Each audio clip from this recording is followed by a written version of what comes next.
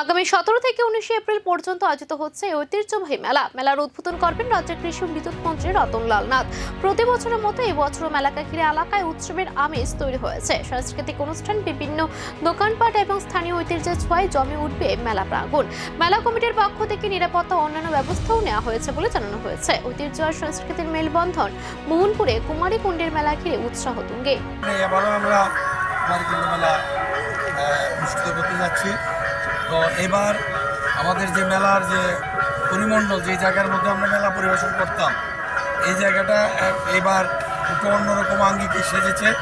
আমরা মাটি ফিলিং করেছি, যার কারণে আমাদের এবার প্রচুর জায়গা হয়েছে। তো যার কারণে এবার দোকানদারি বা যারা মেলা এখানে পসরা নিয়ে আসেন তাদের জমজমাট খুব ভিড় বেশি, এবং আমরা আশাবাদী যে এইবারের মেলা অন্তত অন্যান্য বছর থেকে আরও আকর্ষণীয় হবে।